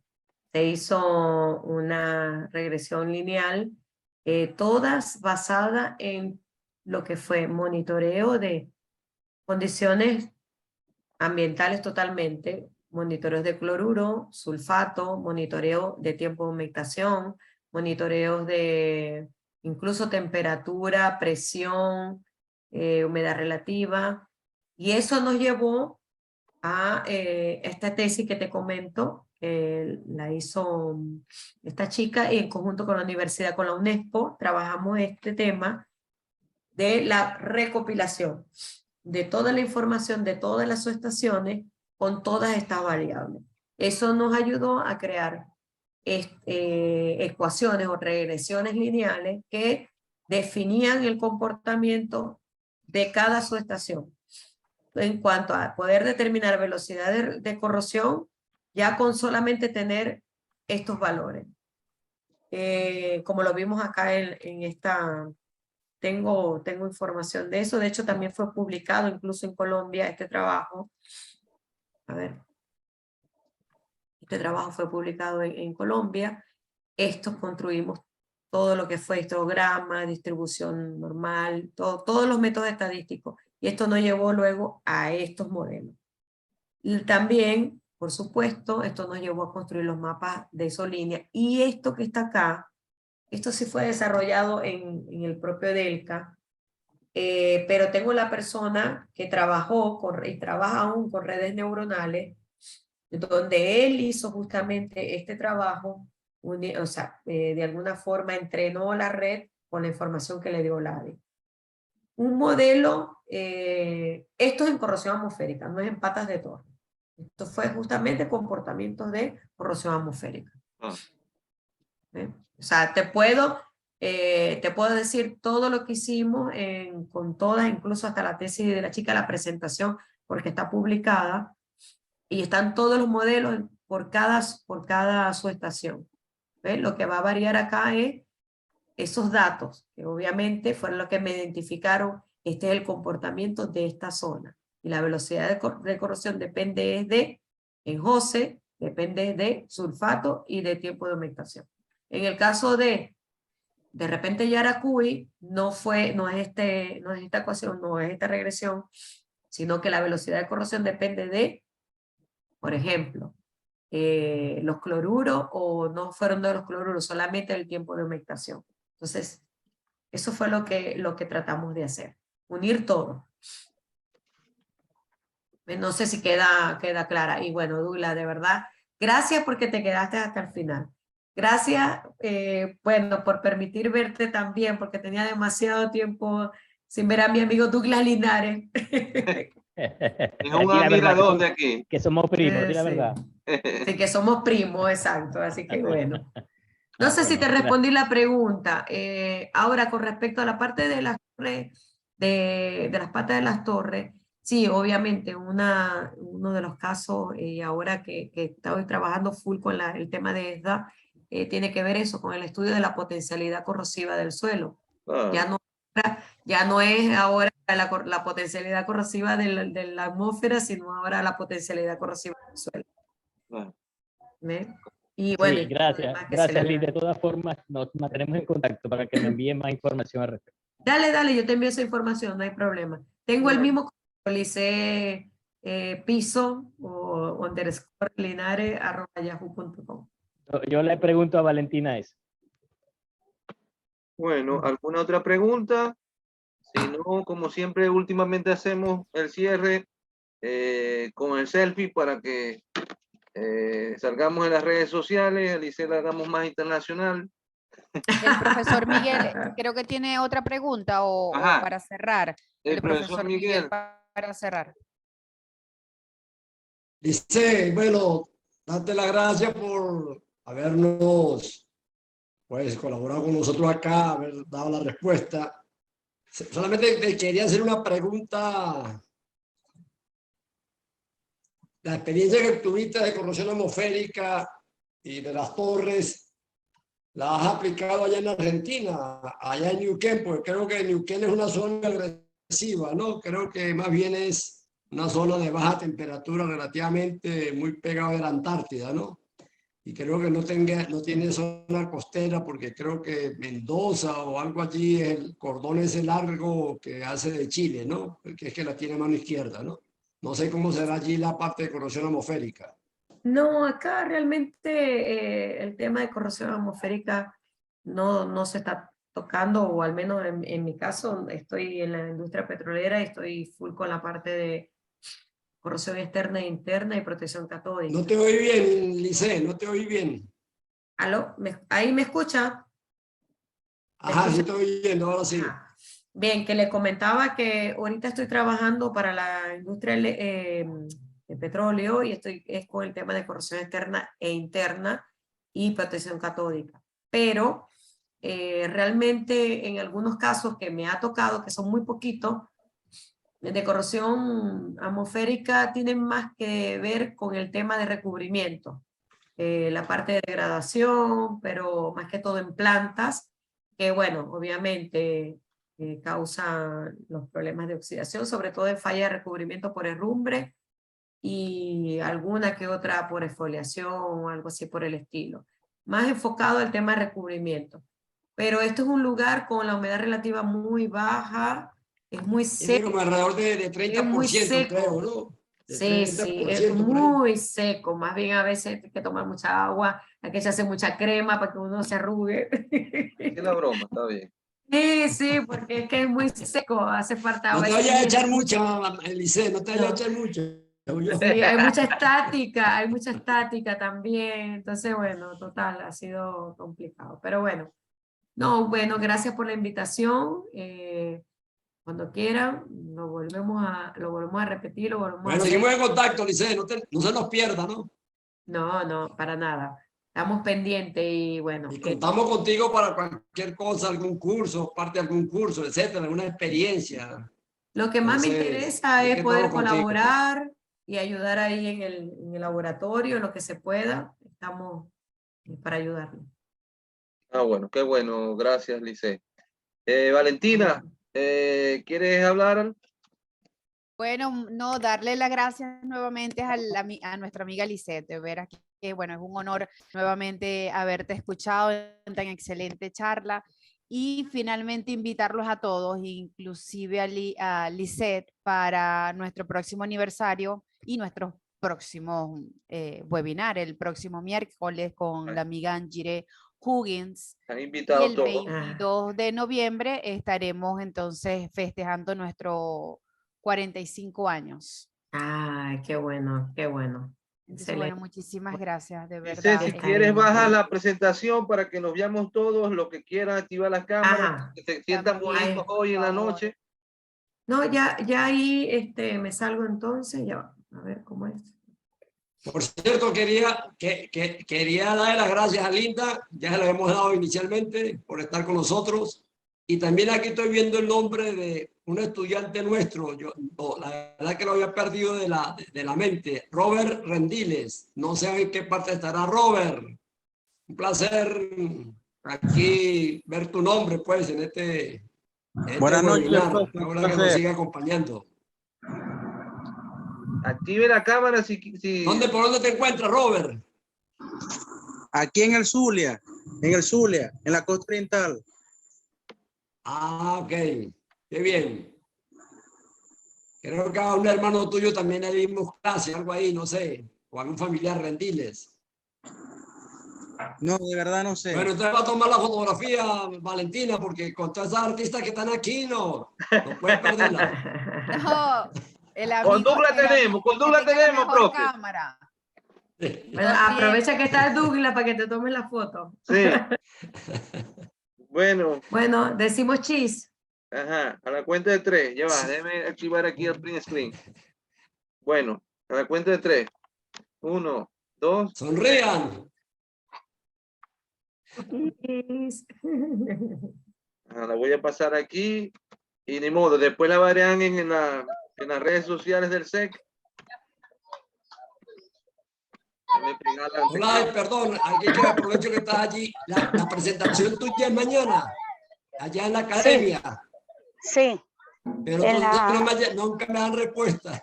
El problema allí de la academia es que Olavie es la más joven, la llaman la quinceañera. Entonces los demás les escribe uno y nunca dan respuesta. Entonces, te puedes imaginar que Olavie es la quinceañera de ese grupo.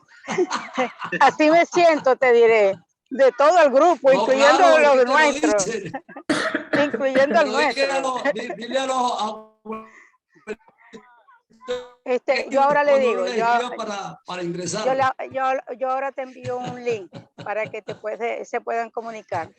No más que hablar con la quinceañera, no, porque esa sí tiene aquí es una cátedra de la academia, pero se da en la UCAP. Sí, yo sé. Se da en la UCAP. Es en la mañana, creo, que arranca a las 9 de la mañana. Sí. Arranca a las 9 de Venezuela, sí. Pero yo no tengo la respuesta para poder ingresar. Ahorita te envío un link.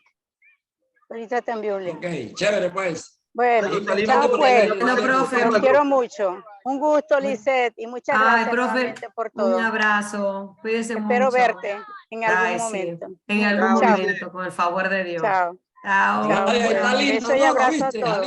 Chao, Linda. Sí, claro. Un abrazo, un gusto verlos a todos. Casi que me hacen llorar. Linda. Igualmente, Linda. Un abrazo. Linda no comió esa puerta, porque me hubiera quedado allá. Chao, Linda. Un besote. Douglas. Orlando, Valentina. Chao, un abrazo, amiga. Estamos en contacto. Dale. Chao, Lice, gracias. Chao, vale.